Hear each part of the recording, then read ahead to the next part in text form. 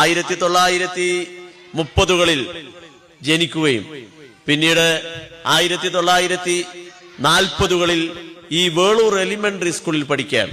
Velur elementary സ്കൂളിൽ പഠിക്കുന്ന കാലത്ത് CH മുഹമ്മദ് കോയ കൊയിലാണ്ടി സ്കൂളിൽ പഠിക്കാൻ പോയൊരു സംഭവം. കൊയിലാണ്ടി സ്കൂളിൽ പോവാൻ അദ്ദേഹത്തിന് പൈസ ഇല്ല, സ്കോളർഷിപ്പ് കിട്ടി പഠിക്കണം. CH മുഹമ്മദ് കോയ വേളൂർ എലിമെന്ററി സ്കൂളിൽ പഠിക്കുന്ന കൂട്ടുകാരോടൊപ്പം അന്ന് ബാഫക്കി തങ്ങളെ കാണാൻ പോയി. ബാഫക്കി തങ്ങൾ കുറച്ച് കുട്ടികളെ പഠിപ്പിക്കുന്നുണ്ടെന്ന് അറിഞ്ഞു പോയതാണ്. ബാഫക്കി തങ്ങൾ പറഞ്ഞു, 14 പേരെ ഞാൻ പഠിപ്പിക്കുന്നുണ്ട്, നിങ്ങളെ ഞാൻ അതിൽ ഉൾപ്പെടുത്താം, നിങ്ങളുടെ അറബിക് അധ്യാപകരുടെ കയ്യിൽ ഞാൻ പണം കൊടുക്കുന്നുണ്ട്. അങ്ങനെ ബാഫക്കി തങ്ങളുടെ പിന്തുണയാൽ സ്കോളർഷിപ്പോടുകൂടി CH മുഹമ്മദ് കോയ കൊയിലാണ്ടി സ്കൂളിൽ ചേർന്നു. വീട്ടിൽ വന്നിട്ട് ഉമ്മാനോട് പറയാണ്, ഉമ്മ ഞാൻ സ്കൂളിൽ ചേർന്നു എന്ന് പറയുന്ന കുട്ടി ഉമ്മ പറയാണ്, വാപ്പാനോടൊന്ന് പറഞ്ഞേക്കേ. വാപ്പാന്റെ അടുത്ത് പോയിട്ട് പറഞ്ഞു, വാപ്പാ ഞാൻ സ്കൂളിൽ ചേർന്നു.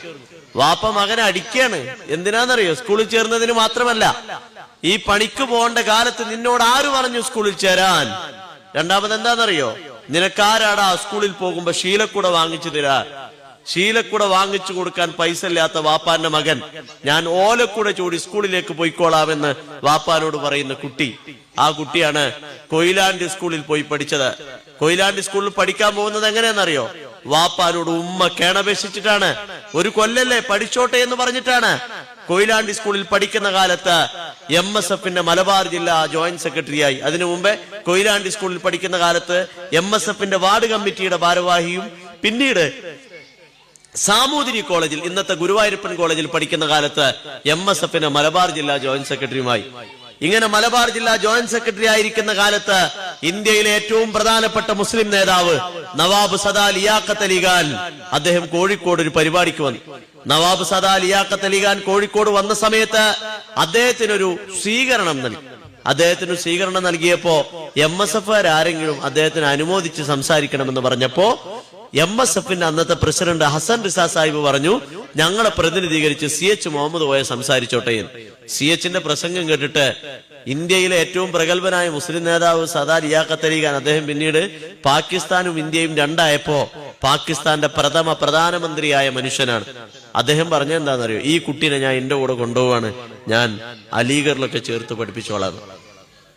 ആ കുട്ടിയാണ് പിന്നീട് സത്താർ സേട്ടു സാഹിബും ബാഫക്കി തങ്ങളും അറക്കൽ അബ്ദുറഹ്മാൻ അലി രാജയും ഒക്കെ ഈ കുട്ടി എങ്ങനെ കണ്ടിട്ട്, ഈ കുട്ടിയുടെ പ്രസംഗം കേട്ടിട്ട് ഈ കുട്ടി വലിയ ഭാവിയുള്ള കുട്ടിയാണെന്ന് പരസ്പരം സംസാരിച്ച കാലം.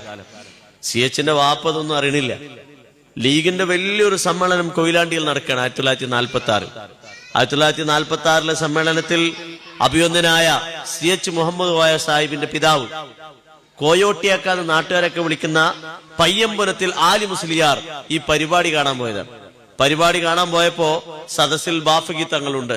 ബാഫക്കി തങ്ങൾ എന്ന് പറഞ്ഞാൽ തലേക്കെട്ടും കോട്ടക്കെട്ടും നിന്നാൽ ആ തങ്ങളുടെ പ്രൗഢി വല്ലാത്തൊരു പ്രൗഢിയാണ്. തങ്ങളെ മാത്രം ശ്രദ്ധിക്കുള്ളൂ അത്രേ. തങ്ങളെ കണ്ടവരോടുണ്ടോന്ന് എനിക്കറിയില്ല. ബാഫക്കി തങ്ങളെ കണ്ട മനുഷ്യന്മാർ എഴുതി വെച്ചതും പറഞ്ഞതും ഇസ്സത്തിന്റെ ഉടലാർന്ന രൂപമെന്നാണ്. ബാഫക്കി തങ്ങൾ ഇന്ത്യയുടെ പാർലമെന്റ് കാണിക്കാൻ ഖായിദെ മില്ലത്ത് മുഹമ്മദ് ഇസ്മായിൽ സാഹിബ് കൊണ്ടുപോയി. ഇന്ത്യയുടെ പാർലമെന്റിനകത്ത് MP-മാരില്ലാത്തവർക്ക് കയറണമെങ്കിൽ ഒരു പാസ് വേണം. പാസിന് ഫോം പൂരിപ്പിക്കുകയാണ് അഭിനന്ദനായ ഇസ്മായിൽ സാഹിബ്. ഫോം പൂരിപ്പിച്ചു കഴിഞ്ഞപ്പോ ബാഫക്കി തങ്ങളെ കാണാനില്ല.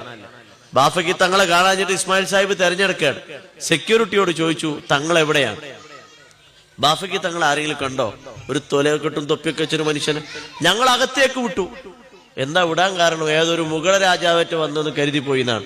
അതാണ് ബാഫക്കി തങ്ങളുടെ ആകാര സൗട്ടം.